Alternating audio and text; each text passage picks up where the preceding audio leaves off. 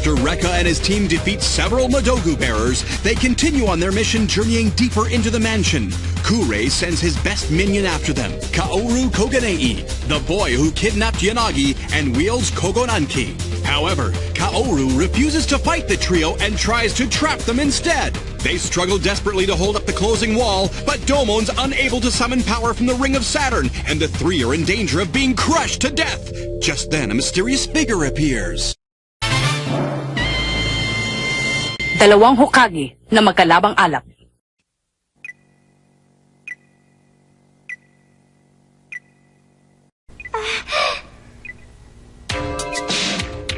Sino naman yan? Master Kurei! Nawala ang tubig sa swimming pool. Nawala? Tignan natin sa monitor.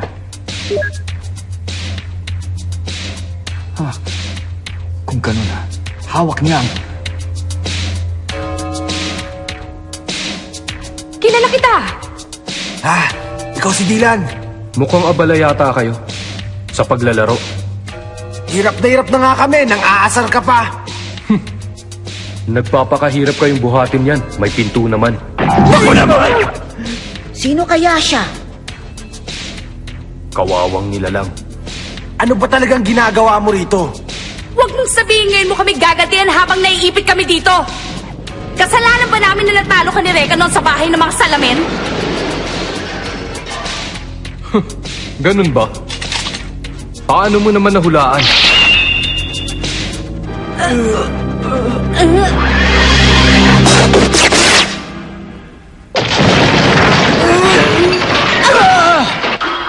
Yan na nga.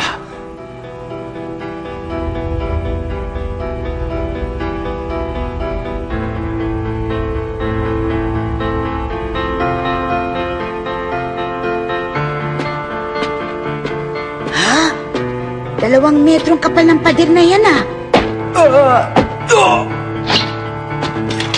Siguradong hindi ka ordinaryong bata. Magandang laban ito. Hinahamon kita. Ang yabang mo talaga, bakit mo ako tinapakan sa ulo? Ang balak mo kasi ilibing kami ng buhay. Huwag ka nga umarte na parang walang nangyari. Di na nga bale. Ngayong alam na natin na hindi ka nandito para gumanti sa amin, ibig sabihin nandito ka para tumulong. Maraming salamat Huwag kang magpasalamat. Huh? Hindi ako nagpunta dito para lang iligtas ang mga buhay nyo. Bakit nandito ka? Nandito ako para kay Ana. Kawawa naman siya kung kayo lang ang magliligtas sa kanya. Kayong 3 palpak. Isang unggoy. Ano? Isang gorilla. At isang sea monkey. Hindi ko akalain na bukod sa pagliligtas kay Ana, kailangan ko pa palang mag-alaga ng 3 hayop. Ano sinabi mo? Tama na! Bitiwan mo ako, Ma! Sige mo na lang na siya nagligtas sa akin! Na yan! Tama na!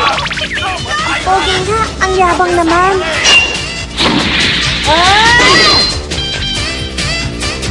Ang galing mo naman, kuya. Akala ko masusurpresa na kita gaya ng iba, pero nasangga mong tira ko.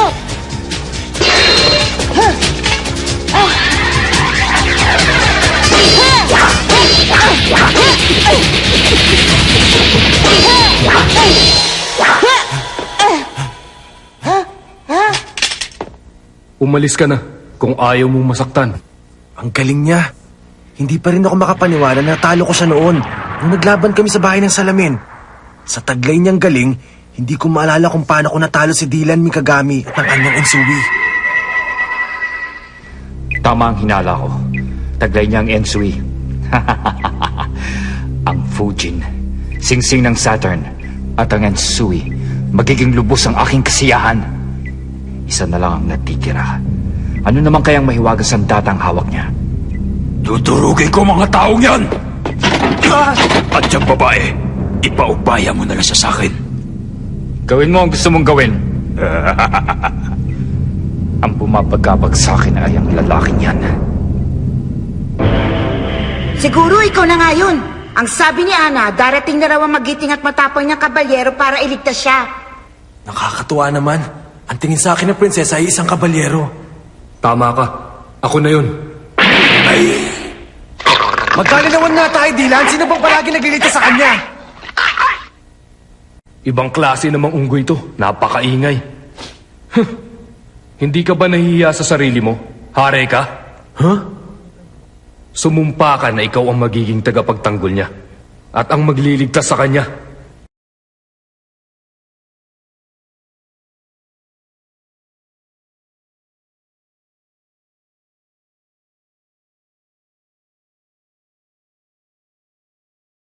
Alam ko na hindi mo pa rin nakakalimutan ang pinagkasunduan natin na kapag may masamang nangyari sa iyong prinsesa, pagbabayaran mo ito ng iyong buhay.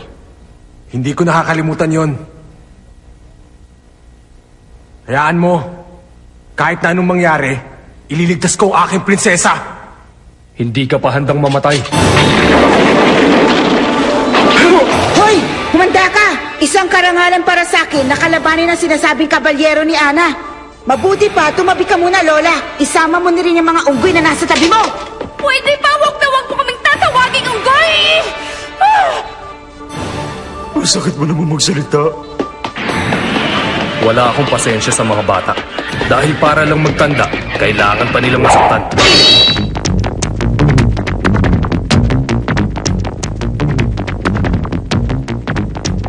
Sige na, tumuli na kayo. Iwan niyo na ako dito. Ano ka mo? Tutulungan mo kami? Ginagawa ko lang to dahil gusto kong makuha natin si Ana ng buhay. Bilisan niyo! Alisa kami! Ha? Ang bili ni Kuray, wala daw dapat nakaligtas sa akin. Huh? Hindi kayo makakalis! Ako ang gusto mo makalaban, hindi ba? Ngayon, ihanda mo ng sarili mo. Ha? Nagsasayang lang kayo ng oras. Sige na! Pero Dylan, salam. Huwag akong pasalamatan mo. Si Emma Kagehoshi ang nagturo sa akin dito. Si Emma Kagehoshi? Salamat na rin. Ayoko mang aminin. Alam ko na ikaw, Reka, ang gustong makita ni Ana. Sige, bahala ka. Sa bagay, kesa naman yung mga talunan na yun ang makalaban ko. Mas matutuwa sa akin si Kuray pag ikaw ang natalo ko. At saka, hindi rin naman sila makakaligtas paglabas dito. Ano? Kuya Reka, dapat mag-ingat tayo, ha? Bakit? Hindi tayo basta-basta palalapasin lang ni Lorcan kung walang mga patibong dito. Patibong ha? Anong klase yung bumabagsak sa kisame? Mga patusok na lumalabas sa pader? Hukay na bitag! Parang gano'n na nga. Sige ah! Sabihin ka na lang! Huwag niyo akong iwan!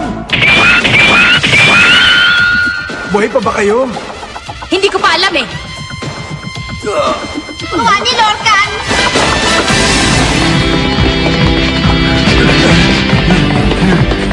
Asal talaga oh! Bilisan niyo na!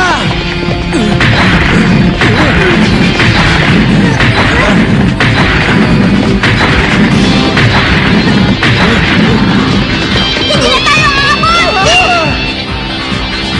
Flame power!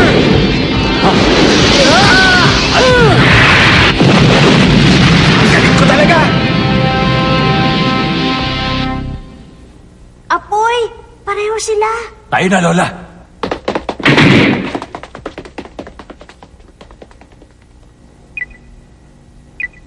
Flame power! Flame power! Flame power!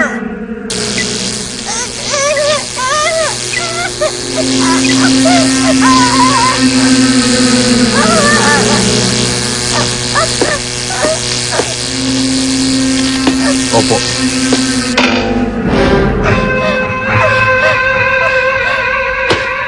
Hoy, babae. Kailangan natin mag-usap. Ang lalaking yan. Sino ba siyang talaga?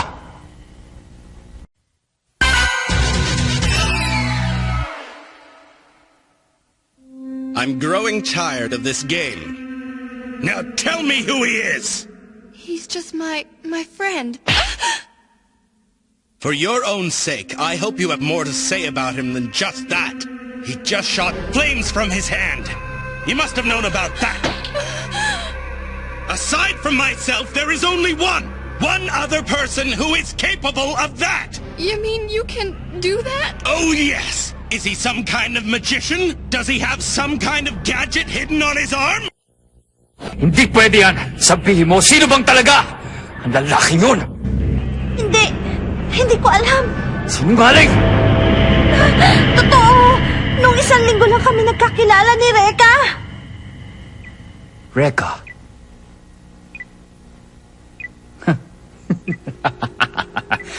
Siya na pala si Reka, ha? Gideon, umalis ka na dito.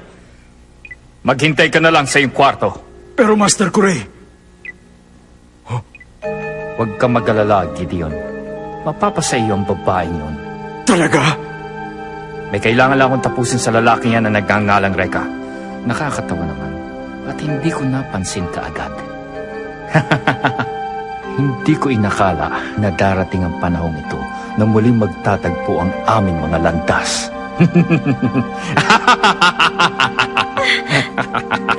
Nagkita rin tayong muli.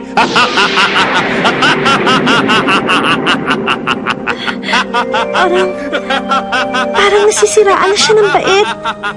Natatakot ako. Alam kong hindi siya ordinaryong nilalang. Tumakas ka na, Reka. May masamang mangyayari sa'yo.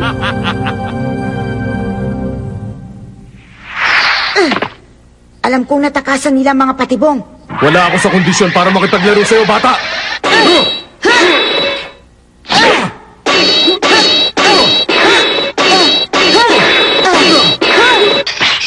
Aba, talaga palang malakas ka.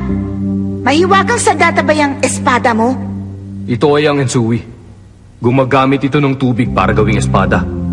Ginawa ko ang espadang ito sa pamamagitan ng tubig na nasa swimming pool nyo. Kaya naman pala hindi masirang sandata ko. Sige na nga, sasabihin ko sa'yo kung anong kapangyarihan meron ako. Ang mahiwagang sandata na hawak ko ay ang Kugan Anki na may 5 mukha. Ano? 5 muka?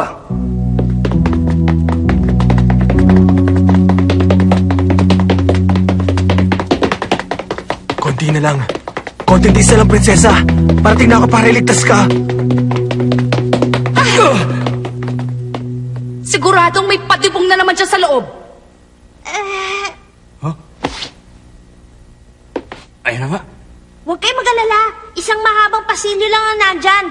Yung susunod na kwartong delikado, baka may nag-aabang na sa atin doon. At may lugar doon para makipaglaban. Sige, tumuloy na tayo. Tingnan nyo, walang laman!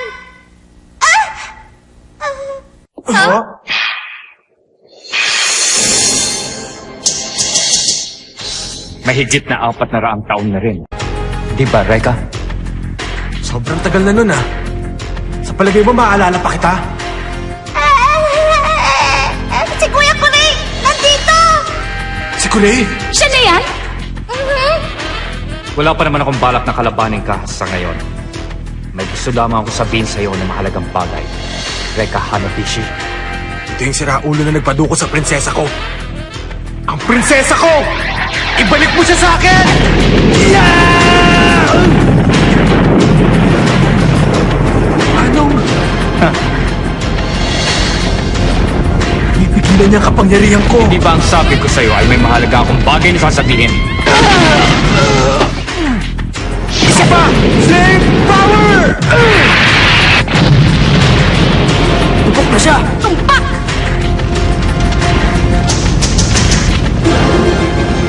Naniwala ka naman. Ang kapangyarihan ni Reka, nawala! Hindi pwede! Wala ka pang kakayahan. Sanggol ka pa lamang noon at hindi mo pa alam. 400 taon na.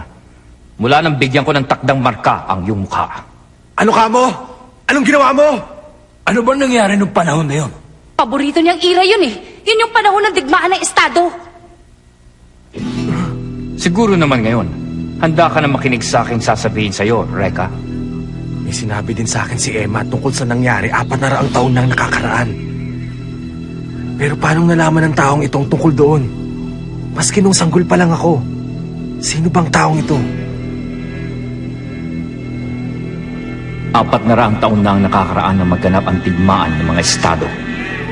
Isang nilalang na nagngangalang Oda Nobunaga ang naghangad ng pamunuan ng buong bansa, kaya't naghasik siya ng kalupitan sa kanyang paligid Pinatay ang sariling kapatid. Pinasunog ang bundok ng Hiei at nagsimula ng isang digmaan ng walang sapat na dahilan. Na mga panahong yon, kabilang sa estado ng tensyo ang mga angkan ng Iga. Ang mga Hokage naman na wala sa talaan ng kasaysayan ay kaalyado ng angkan ng Iga. Iniutos si Nobunaga sa kanyang mga kawal na tapusin ang angkan ng Iga. At dahil kaalyado, kasama rin nilang pinaslang ang buong lahi ng angkan ng Hokage. Kinamumuhian daw ng uson ni Nobunaga ang mga ninja kung kaya't inutos niyang ubusin ang lahi nila. Subalit pawang kasinungalingan lamang ang lahat. Ang tanging kinatatakutan ni Nobunaga ay ang mga Hokage ninja. At dahil dyan, ginamit niya ang kanyang buong hukbo upang ubusin ang kanilang lahi.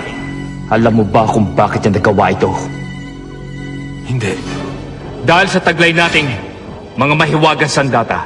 At kahit sa panahon ngayon, hindi pa rin nila naunawaan kung paano nakalikha ng mga ganitong sandata. Tanging ang angkan lamang ng Hokage ang nakakalikha nito, kaya't kinatatakutan sila ni Nobunaga. Nang malipol ang buong angkan ng Hokage, ang mga sandatang ito ay kumalat.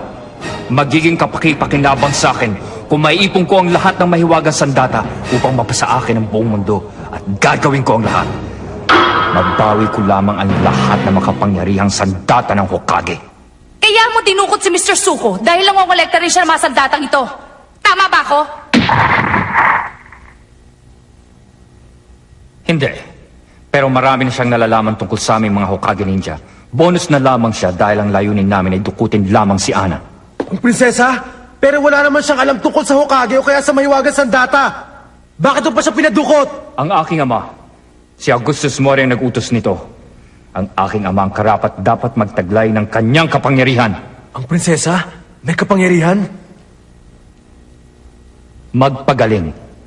Anong sinasabi mo? Wala siyang kahit na anong kapangyarihan. Tama. Ang mabuti pa ibalik mo na lang siya sa akin dahil maling taong nakuha mo. Hindi nagkakamali sa kanilang pagsusuri ang aking mga alagad. Bakit hindi mo pa aminin? Ang taong pinagaling niya noon sa tabi ng ginagawang gusali ay ikaw. Hindi ba totoo? Ang aking ama ay tanyag. Mayaman at tinitingala sa lipunan. Nasa kanya na ang lahat ng bagay na inaasam ng karaniwang nilalang. Subalit hindi pa rin sapat ang lahat ng ito. Dahil gusto niya ngayong makamit ang buhay na walang kamatayan. At yun ang dahilan kung bakit ko siya pinadukot.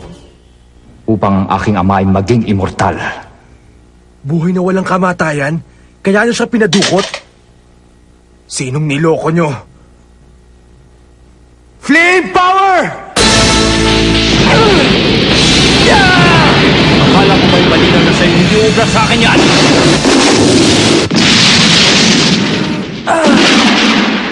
Tanggapin mo na ang mahinang puwersa sa likod ng iyong apoy ay hindi kailanman makakapantay sa aking kapangyarihan. Meron din siyang apoy. Pareho sila ng kapangyarihan ni Reka. Lagot na tayo ngayon. Ang kapangyarihan ni Kuya Puri ay kayang tumupok ng kahit ano. Tapos na tayo. Pabayaan mo na munang isalaysay ko sa iyong ating nakaraan. 400 taon na nang ipinanganak tayo sa iisang baryo na kung tawagin ay nayo ng Hokage. Ano ka mo? Tinawid natin ang tulay ng panahon at napadpad sa kasalukuyan. Sanggol ka pa lamang noon kaya't hindi mo pa maalala ang mga nangyari. Sinungaling! Yan ang totoo. Mas mabuti pang maunawaan mo muna ang lahat bago ka maging balamig na bangkay.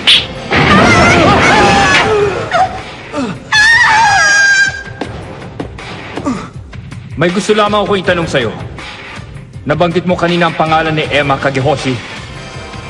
Sabihin mo sa akin nandoon pa ba sa ibaba ng kanyang mga labi ang dalawang lunag? Ha? Paano mo nalaman? Tama pala ang aking hinala. May malaking bulwagan sa itaas ng pasilong ito. Kapag nagawa mo makarating doon ay haharapin kita. Yan ay kung makakaya mo. Gray, magdasal ka na ngayon dahil mamaya paiiyakin kita sa hirap. Ako si Reka Hanabishi. Ang tatalo sa'yo! Pinili mong pumasok sa pintuan ng impyerno. Huwag kang magugulat kung ikaw ay maging abo.